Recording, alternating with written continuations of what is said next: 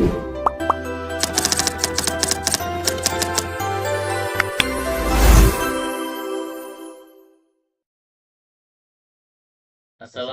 warahmatullahi wabarakatuh. Perkenalkan, nama saya Farli Harlanda dengan NIM 125240078.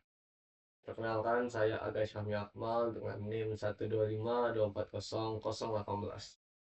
Jadi kami di sini akan menjelaskan fitur-fitur dan tools apa aja yang sering digunakan dalam Revit dalam membuat gambar kerja arsitektur.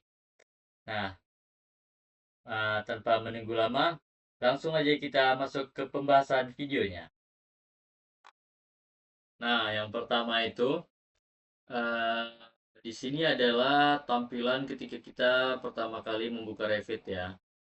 Nah, di tampilan ini, di bagian kiri kita bisa melihat ada model dan family.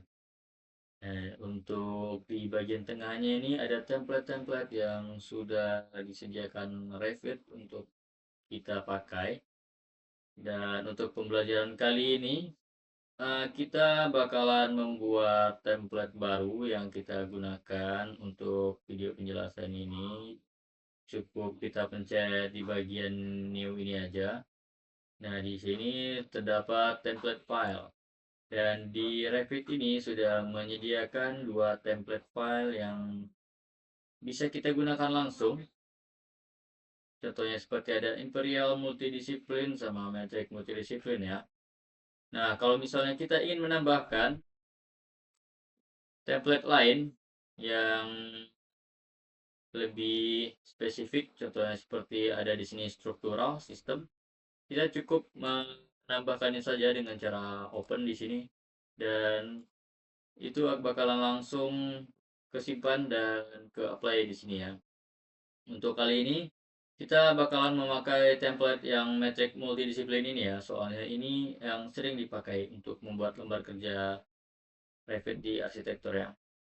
Langsung saja kita klik OK. Nah, beginilah tampilan Revit ketika kita sudah membuka lembar kerjanya. Di sini ada berbagai macam tools, berbagai macam itemnya juga. Ada di sebelah kiri sini ada properties dan project browser. Nah, yang kita bahas pertama itu ialah di bagian properties ini, di bagian properties dan project browser. Yang pertama di bagian properties itu terdapat floor plan. Di floor plan ini terdapat biasanya keterangan yang ada di Revit ini. Misalnya kita mengklik suatu objek yang ada di sini bakalan ke terjemahin di properties ini. Misalnya kita di sini mencet sebuah dinding, bakalan ada keterangan di bagian properties ini, ada bagian basic wall generic 200 mm gitu ya. Nah, selain itu di sini juga ada grafik, ada view scale, ada di sini 1:100 dan ada display model. Juga ada yang lainnya, banyak yang perlu kita ulik ya. Untuk kali ini kita cukup belajar yang biasanya dipakai dalam Revit untuk mempermudahkan orang membuat lembar kerja. Dan selanjutnya yaitu ada Project Browser. Di Project Browser ini kita bisa mengatur atau mengubah tampilan dari lembar kerja ini. Contohnya di sini lantai 1 arsitektural ya. Di bagian ini kita bisa mengubah tampilan lembar kerja kita ini. Misalnya kita mengambil elevation, kita klik 2 kali, dan kita ambil is, kita klik 2 kali lagi. Nah, di sini bakalan merubah tampilannya ke tampak samping ya, tampak samping dari timur. Yang awalnya tadi dari tampak atas, sekarang sudah berubah ke tampak samping. Di bagian ini yang sering digunakannya itu sepertinya arsitektural ini, di bagian L1. L1 itu artinya lantai 1 ya. Kalau kita klik di L2 itu bakalan keubah ke lantai 2. Nah, selanjutnya itu ada bagian elevation ini, ada is, not, sort sama wish. Juga ada 3D views yang sering dipakai, contohnya seperti cover sheet view ini yang bakalan menampilkan tampilan 3D yang ada di lembar kerja kita. Dan juga ada biasanya yang sering dipakai itu juga ada section. Itu tuh kayak menampilkan gambar potongan di gambar kerja kita ini. Baiklah, di sini saya akan menjelaskan fungsi dari taskbar architecture. Nah, untuk fungsi dari taskbar architecture, mari kita bikin rumah dulu. Untuk bikin rumah, kita mulai dengan cara dinding. Kita duplikat dulu dindingnya, ganti namanya, value-nya kita edit. Untuk yang di tengah ini tetapkan aja di luar di dalam core boundary. Kita ubah materialnya menjadi brick.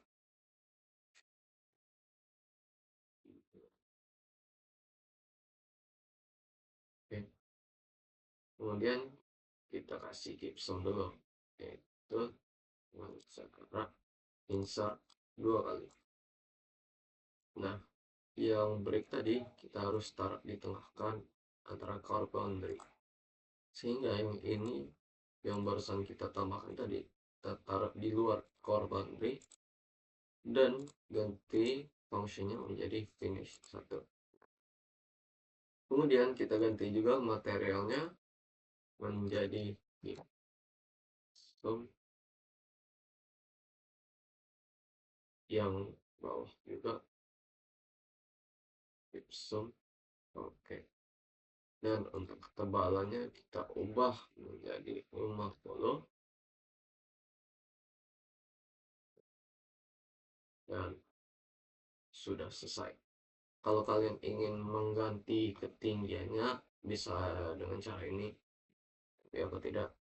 Dan di sini sudah jadi, kita oke kan. Dan beginilah previewnya. Baik, coba kita bikin dindingnya. Oke, kita tarik ke sini,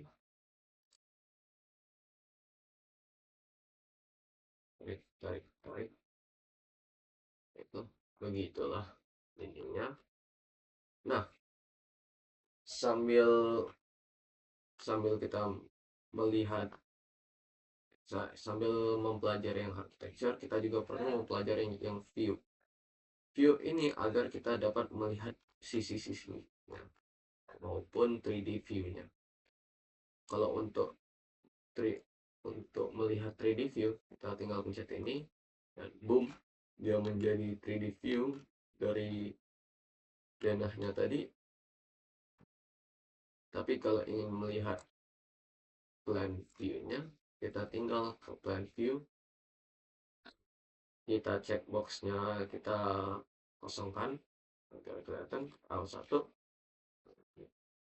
dan inilah tampaknya. Kita ke 3D view lagi dan beginilah dindingnya tadi. Nah, kalau teman-teman ingin mengganti dari alat ukur yang dipakai seperti dari cm ke meter, tinggal pencet UN barengan, dan di sini kita ganti dulu menjadi meter distance gitu. Tinggal klik OK dan kemudian sudah menjadi meter ukurannya.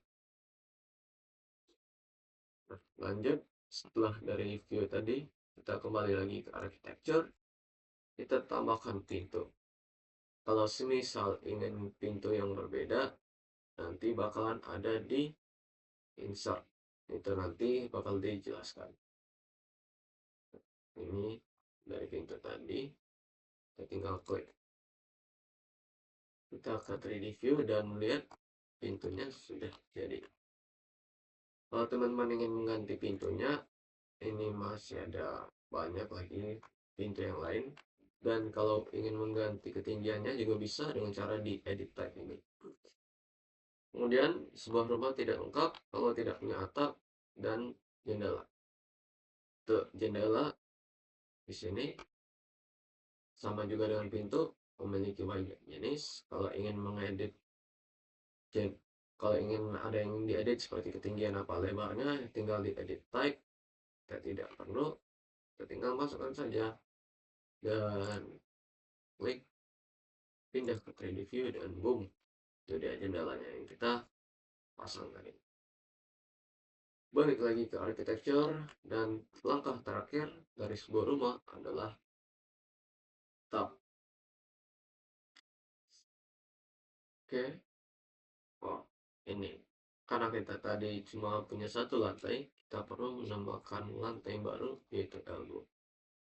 Di sini kita tinggal tarik aja garis. Untuk lebih mudah kita pakai yang rectangle, biar tinggal sekali tarik, boom, checkbox. If you like to attach the roof, attach, agar atapnya tidak terbang nanti dari dindingnya. Kita ke 3D view dan boom, sudah jadi rumah kita, lengkap dengan pintu, jendela, dan atap. Kalau atapnya ini misal terlalu ketinggian, ini ada tanda panah yang bisa dipakai buat naik turun kan, ya, itu sudah turun. Sudah jadi rumah dari yang architecture. Kalau misal ingin membuat rumah juga bisa sih dari yang struktur. Struktur ini lebih kompleks dibandingkan yang architecture tadi, karena dia ada beam, yaitu besinya seperti ini.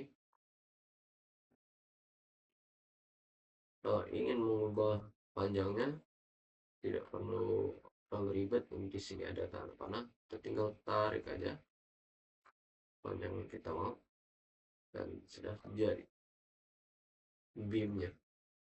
Kemudian di struktur juga ada wall, mirip-mirip dengan architecture, tapi dia lebih agak berbeda sedikit pandangannya di displaynya di L1, di view L1 seperti ini.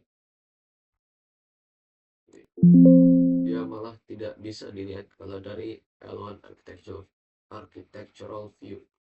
Jadi dia hanya bisa dilihat dari 3D view seperti ini. Iya. Balik lagi ke arsitek. Di struktur ada juga yang namanya kolom. Misal bangunan kita ada balkoni atau apa gitu yang memerlukan sebuah kolom untuk menyambungkan atapnya.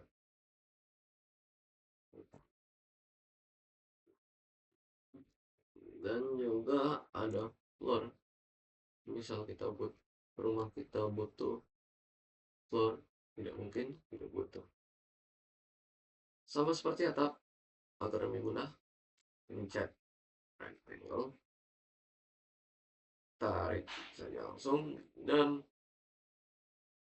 checkbox, boom, jadilah rumah kita memiliki lantai. Mudah bukan? Jadi architecture itu versi simpelnya, struktur itu agak kompleks sedikit, view itu agar kita bisa melihat 3D view atau 2D view, bentuk tiga dimensinya atau dua dimensinya, ataupun ingin melihat lantainya. Kalau misal bangunan kita memiliki lebih dari satu lantai, dia tinggal pergi ke plan view, floor plan, checkbox ini kita matikan dulu, dan kita tinggal pencet L2, nanti bakal muncul lantai 2-nya. Tapi karena kita tidak ada lantai 2, jadi isinya cuma atap, karena yang ada cuma atap di lantai 2. Dan ya, di lantai 1 ini kelihatan denahnya, di lantai 2 cuma atap. Oke, dan begitulah hubungan antara arsitektur, struktur, dan view untuk bekerja. Nah, tadi aku ada ngejelasin kalau misal kita ingin sebuah elemen yang tidak ada di sini, seperti contohnya mobil, kita tinggal memasukkannya saja sendiri manual dengan cara pergi ke insert, load family, kita scroll ke tempat kita nge-save filenya. Kalau aku nge-save-nya ada di my computer, kalau deh, dan scroll bawah dan ini ya, mobil. Kita tinggal pencet CM agar memasukkannya dan ini dia mobilnya. 2 kali pencet tombol escape dan itu nih mobilnya. Kita lihat di 3D view dan itu dia mobilnya. Walaupun agak terbang sedikit, iya, itu dia mobilnya. Nah, baik, selanjutnya di sini saya akan menjelaskan di bagian meshing site ya. Nah, di bagian meshing site ini terdapat beberapa tools, contohnya seperti show mesh by view setting, ada juga topology site component. Nah, yang sering dipakai itu yang dua ini ya biasanya, topology sama site component ini. Nah, kegunaan dari meshing site itu ialah membuat lahan ya, membuat uh, lahan dari gambar kita, membuat lahan untuk bangunan yang mau kita bikin. Contohnya di sini kan sudah ada bangunan nih. Nah, dengan adanya meshing site itu, kita bisa membuat bangunan ini yang awalnya melayang begini, tidak ada alas. Kita bisa membuat bangunan itu memiliki lahan sendiri ya. Contohnya saja langsung kita bikin di sini, kita pencet yang topos to yang topo solid itu. Terus sini juga ada berbagai macam gambar yang bisa kita bikin. Yang mudah saja, yang langsung saja kita bikin rectangle ya. Kita tarik garis dari ujung kiri ke ujung kanan. Untuk lebarnya ini saya bikin saja contohnya di 14 kali 25 ya. Nah, setelah itu langsung saja kita pencet centang di sini. Nah, untuk ini kita ambil saja yang don't attach ya. Nah, langsung kita ke tampilan 3D view nya, oversheet. Nah, di sini lahannya sudah terbentuk ya. Sudah ada lahan, sudah ada tanah yang menjadi alas dari sebuah bangunan tersebut. Nah, di bagian kedua yaitu ada set komponen. Ini tuh menambahkan komponen-komponen yang ada di lahan itu, menambahkan landscape dari sebuah lahan tersebut. Di sini ada berbagai macam contoh pohon, tanaman. Di sini ada yang 6 meter, ada yang 4,5 meter. Contohnya kita ambil satu aja yang ini. Cara memakainya juga cukup mudah, tinggal kalian klik aja di lahan yang ada di sini. Dimanapun itu kita bisa mengkliknya. Nah, untuk lebih bagusnya sini kita bisa ubah tampilan visualnya ini menjadi realistik ya. Nah, tunggu sebentar dan bakal begini jadinya. Pohonnya bakal terlihat lebih realistik dan juga landscape tanahnya juga tidak polos gitu ya. Nah, selanjutnya yaitu di sini ada di bagian arsitektur ini juga ada grid. Nah, grid ini fungsinya buat menandai setiap titik-titik yang ada di gambar kerja kita. Contohnya itu kegunaannya biasanya buat kolom yang ada di tampak denah rumahnya. Cara penggunaannya cukup pencet gridnya bagian sini, terus kita ambil bagian sudut dari bangunan, tarik ke atas. Nah, disitu bakal tertera angka 1 dan kita tarik lagi bagian sini jadi angka 2, itu bakal berlanjutan ya. Biasanya di sini juga diambil dari sisi yang sebelah sini buat menandakan sisi bagian kanan, dan di sini juga. Nah, karena sisi kanan, kiri dan kanan ini sisinya itu berlawanan, biasanya ditandai dengan huruf dan angka. Jadi untuk bagian atas ini, yang di bagian kiri, bagian atas ini angka, dan di bagian sini biasanya ditandai dengan huruf. Jadi kita ganti saja namanya di sini, misalnya A, dan di sini kita ganti namanya, kita ubah lagi, kalau sudah kita ganti namanya di awal menjadi A, dan selanjutnya bakal mengikutkan apa yang di awal tadi, langsung ke ganti menjadi B, ya. Nah, setelah kita membuat grid ini, kita bisa menambahkan penjelasan dari sebuah bangunan tersebut. Nah, itu terdapat di bagian note, ya. Di bagian sini nih fungsinya untuk memberikan informasi pada gambar, contohnya seperti dimensi, ukuran, dan lain-lainnya. Nah, yang biasanya digunakan itu ialah di bagian ini, alignet ini, itu menambahkan informasi dari panjang lebar sebuah bangunan. Cara menggunakannya itu kita tinggal menarik garis dari grid satu ke grid lainnya. Nah, di sini terdapat ukuran 12.300, ya. Nah, untuk menampilkannya cukup pencet sekali lagi.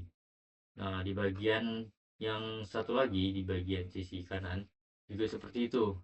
Kita tinggal menarik garis dari grid satu ke grid lainnya, dan kita pencet sekali lagi. Nah, di sini juga ada informasi lebar dari sebuah bangunan tersebut. Nah, selanjutnya yaitu di bagian note ini juga terdapat juga room tag. Nah, room tag ini tujuannya untuk memberikan informasi nama sebuah ruangan. Dengan room tag ini kita bisa membuat informasi ruangan tersebut. Contohnya saja seperti ini, ya. Kita ambil room tag ini, terus juga ada space tag ini yang bisa kita gunakan. Nah, dan ada juga yang bisa mempermudah kita dalam membuat lembar kerja ini lebih mudah, yaitu dengan cara mengatur set work plan ini, ya. Dengan set work plan ini kita bisa mengatur lembar kerja kita mau ditaruh di mana, mau kita kerjakan di lembar kerja yang mana. Dikarenakan di sini ada banyak lembar kerja, ya. Di sini ada L1 arsitektur, ada L2. Misalnya kita di sini menambahkan ini L2 arsitektur, kita melihat atap di sini, ya. Nah, kalau misalnya lebih bagusnya kita ambil di cover sheet ini biar kelihatan semua.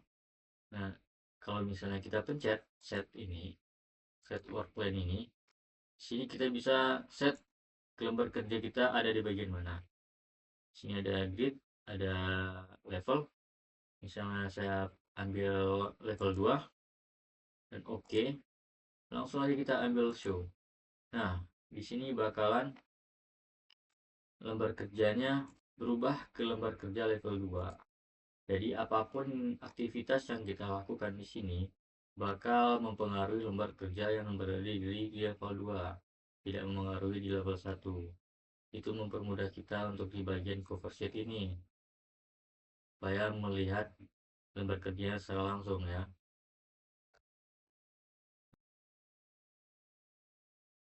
Nah, gitu, ya. Mungkin itu saja penjelasan awal dari arsitektur Revit ini. Apa sih? Lagi.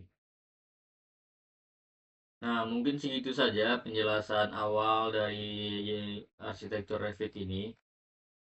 Dan tadi kita sudah membahas berbagai macam tools yang ada di Revit, dari arsitektur, struktur, ada insert, ada meshing, ada view, ada properties, dan lain-lainnya.